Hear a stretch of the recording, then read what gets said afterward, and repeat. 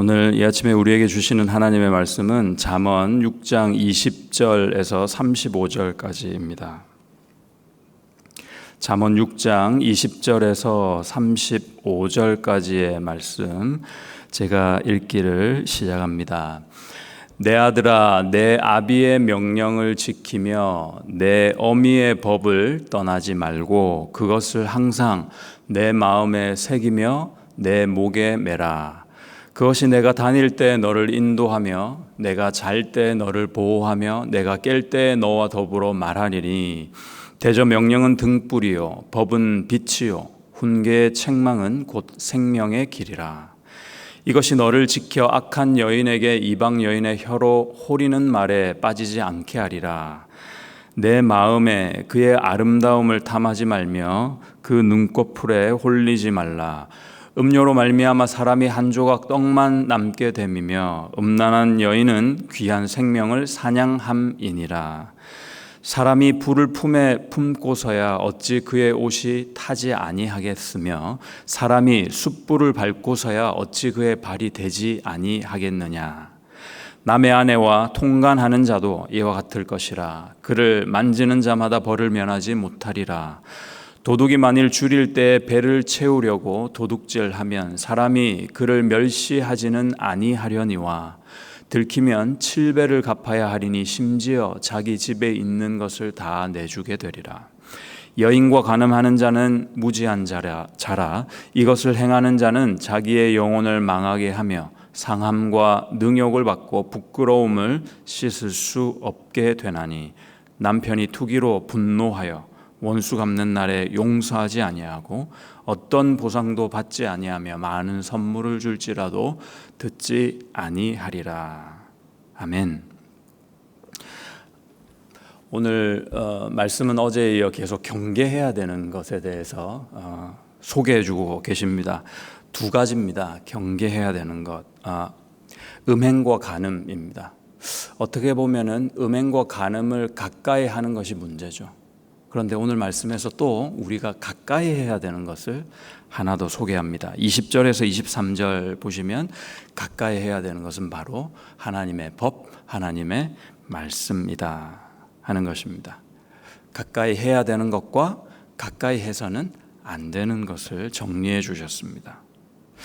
관련된 사례가 있어 잠깐 말씀을 드리면, 저는 얼마 전에 한 형제와 이렇게 얘기를 할 수 있는 기회가 있었습니다. 이 형제는요, 외모와 인성이 탁월합니다. 그리고 남녀 불문하고 이 형제를 다 좋아하더라고요. 그리고 그런 풋풋한 총각인데 가정도 아주 편안합니다. 인자한 부모님과 화목한 가정이었습니다. 그리고 좋은 직장에서 좋은 대우를 받고 있었고요. 교회 봉사도 아주 열심히 하는 그런 형제입니다. 그런데 이 형제가 고민이 있다고 했습니다. 도대체 이런 삶을 사는 형제에게 무슨 고민이 있을까 싶어서 들어봤더니 도무지 자기가 하나님의 사랑을 느낄 수가 없대요. 하나님이 날 사랑하는 걸 도무지 잘 모르겠다고 하는 게 진지하게 이 형제의 마음속에 큰 고민이었습니다. 또 한 자매는요, 다른 교회에서 신앙생활을 잘하고 있는 착한 학생인데요, 중독에 빠져 있다고 그래요. 솔직하게 어떤 중독이냐, 음란물 중독에 빠져 있다고 합니다.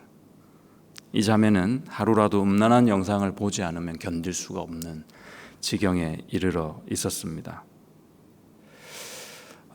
두 사례 다 참 난감하죠. 여러분이 만약에 상담자로서 같이 있다면 어떤 답을 주실 수 있으시겠습니까? 하나님의 사랑을 좀처럼 느끼기 힘든 형제, 그리고 음란물 중독에 빠져 있는 자매에게 말이죠. 자매의 경우를 먼저 보면 오늘 말씀에서 음행을 경계하는 내용이지 않습니까? 그 내용을 간략하게 다시 한번 말씀드리면 이렇습니다. 만약 당신이 음녀에게 빠지고 홀리게 되면 당신은 한 조각 떡만 남은 것처럼 몸이 상할 것이고 생명까지 사냥당하듯 할 것이다. 그리고 만약 당신이 간음하면 반드시 벌을 받을 것이다. 재물을 빼앗기고 영혼까지 망가지며 부끄러움을 당하게 될 것이다. 그래도 괜찮단 말인가? 아주 적나라하죠, 사실은. 거의 협박에 가까운 그런 말씀, 그런 경계의 내용입니다. 막 겁이 생겨요. 비슷하게 그 말씀을 비추어서 이 자매를 상담하고 권면하면 이렇게 됩니다. 야, 네가 음란물에 중독되어 있는 걸 가족들이나 친구들에게 들키면 어떻게 될지 상상은 해봤어? 이런 안 좋은 습관으로 나중에 너 결혼해도 그 결혼 생활 원만하지 못해. 너 결국 폐인되기 딱 좋아. 그래도 너 이거 계속 할 거야? 이렇게 상담을 해야 되는 거예요. 모르긴 해도 누구도 자기 인생을 그렇게 망치고 싶지는 않을 겁니다. 그런데 저한테는 이제 이런 질문이 생기는 거죠. 만약에 내가 피해를 당하거나 벌을 받지 않을라 치면 나는 음행을 해도 되고 간음을 해도 되는 건가요?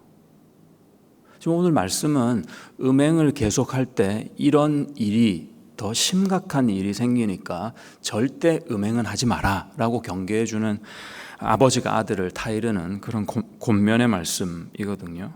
그러면 그런 벌을 받지 않을라 치면 나는 음행을 해도 괜찮나요?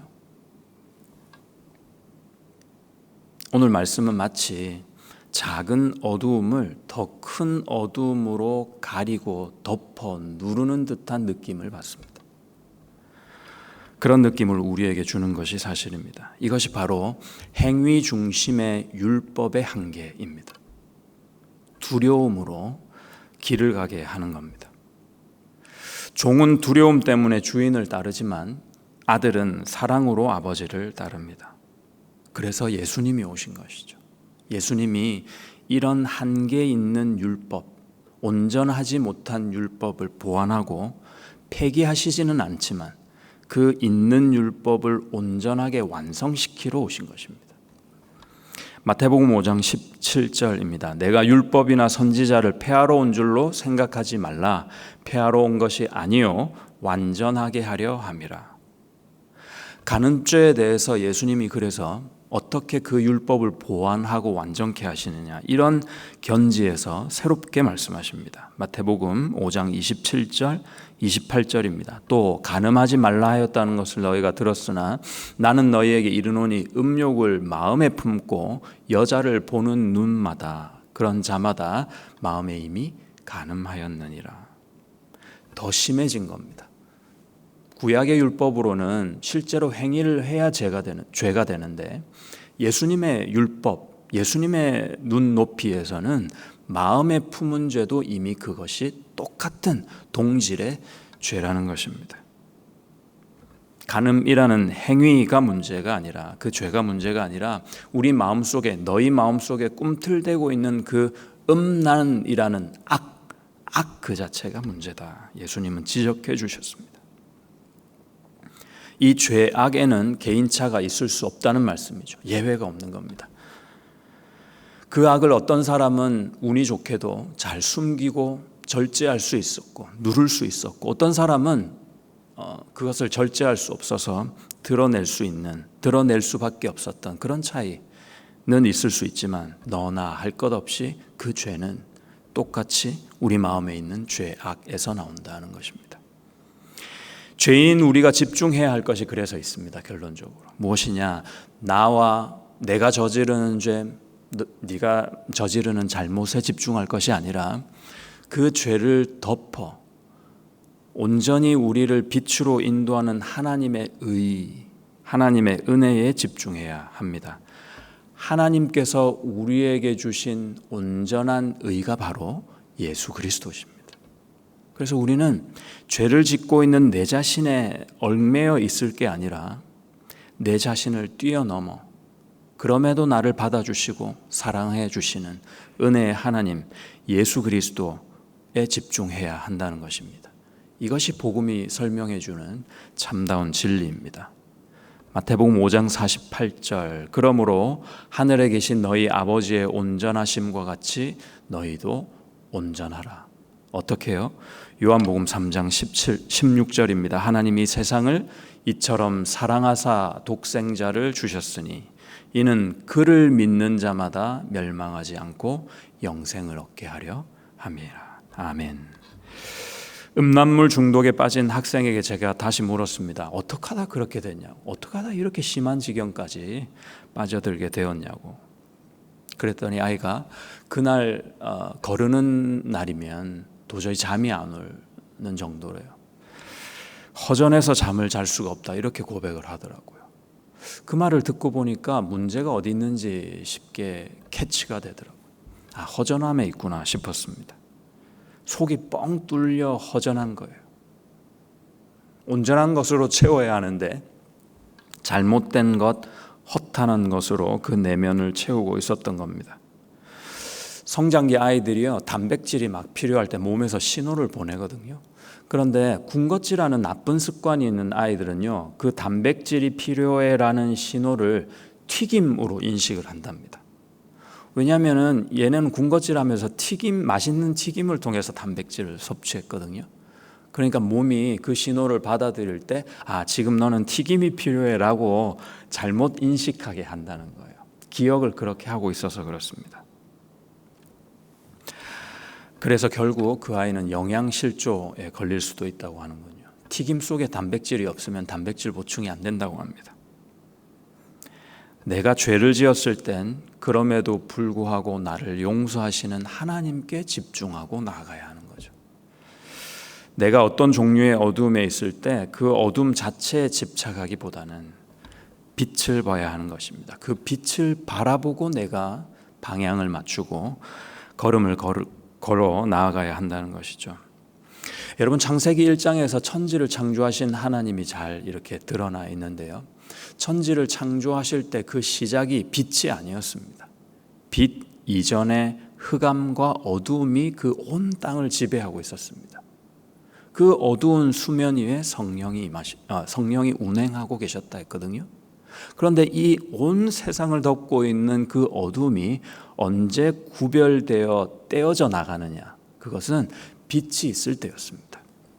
1장 4절에서 빛이 하나님이 보시기에 좋았더라. 하나님이 빛과 어두움을 나누사 했습니다. 빛 대신 주님께 집중해야 합니다. 그래서 아까 첫 형제가 고민했던 거, 하나님의 사랑을 깨달을 수가 없어요, 그랬지 않습니까? 하나님의 사랑은 영적으로 깨닫는 거죠. 하나님이 영이시기 때문에 육을 입은 우리의 수준에서 그 사랑을 이해하고 받아들이겠다고 하는 그 자체가 모순입니다. 영이신 하나님께 우리가 사랑함으로 나아갈 때는 영으로 나아가야 합니다. 영이신 하나님께서 우리를 사랑하시는 방법은 다분히 영적인 겁니다. 우리는 어떻게 하나님께 나아갈 때 어떤 사랑, 어떤 모습, 태도로 영적으로 그분께 나아갈 수 있을까요? 방법이 있나요? 있습니다. 예배하지 않습니까? 하나님을 신령과 진정으로 예배하지 않습니까? 우리가 기도하잖아요. 영이신 하나님께 영으로 기도하는 겁니다. 말씀을 읽을 때 단순히 내 머리에 집어넣는 지식이 아니라 성령의 감동으로 되어진 말씀으로 믿고 그 말씀에 진지해 보는 겁니다. 그러면 그 말씀이 나를 살리는 빛이 되고 생명이 되어서 영으로 역사합니다. 그러면 하나님이 자꾸 나에게 가까이 오세요. 그러면 그 하나님을 사랑하게 되어 있습니다. 누가 하나님을 너는 왜 사랑해? 그게 말이 돼? 그런데 내가 가만히 생각해 봐도 사랑하는 것은 부인할 수 없는데 이걸 설명을 할 수가 없는 거예요. 그게 진짜 사랑입니다. 설명할 수 있으면, 논리로 이해가 되면 이것은 하나님 사랑이 아닙니다. 하나님의 사랑은 영적으로 사랑하는 것입니다. 이렇게도 생각해 볼 수 있습니다. 여러분, 하나님의 사랑을 내가 느끼지 못한다. 교회 나오는 것과 하나님 사랑하는 것은 다르죠. 내가 신앙생활 하는 것과 하나님을 사랑하는 것은 다를 수 있습니다. 많이 다를 수 있습니다. 내가 봉사하고 내가 때로는 기도하는 것과 하나님을 내가 마음을 다해서 내 영을 다해서 사랑하는 것과는 천지 차이가 될 수도 있습니다. 아까 그 형제는 순수하니까 그나마 하나님의 사랑을 깨달을 수가 없다는 그 자체가 심각한 문제로 다가왔던 것이거든요. 그런데 우리는 아주 대수롭지 않게 여기고 지나갈 때가 참 많습니다. 오히려 그렇게 되면 우리는 개선의 여지가 없죠. 야, 이게 정말 문제인데 내가 하나님 사랑함 없이 내가 지금 이 일을, 하나님의 이 사역을 하는 것이, 막연히 교회 생활하는 것이, 지체들과 교제하는 것이 문제인데 문제로 느껴지지 못하는 것, 거기에는 개선의 여지가 없습니다. 그래서 내 안에 또 다른 내가 속삭이죠. 야, 예배 때 뭐 하나님 좀 못 만나도 괜찮아. 오늘은 뭐 그런 날인가 보지 합니다. 기도했는데 응답이 없을 수 있다고 그렇게 속삭입니다. 다들 이렇게 적당히 신앙생활 하는 거 아니겠냐라고 속삭입니다. 나는 아무 문제 없다고 얘기합니다. 여러분, 미련한 자가 되지 마십시오. 내가 허우적거리며 시달리고 있는 어둠이 음란이든 아니 그보다 더 큰 문제이든 간에 빛 대신 예수께 나와 내 안의 어둠을 몰아내야 합니다. 그냥 두면 안 되는 거예요. 이건 자연 법칙으로 만들어 우리에게 하나님이 배우게 하신 거거든요. 도대체 어떤 어둠이 빛을 이길 수 있습니까? 그런 어둠은 없습니다. 오늘 23절 말씀에서 대저 명령은 하나님의 말씀이죠. 등불이요, 법은 하나님의 말씀입니다. 빛이요, 훈계의 책, 성경이죠. 곧 생명의 길이라. 아멘입니다.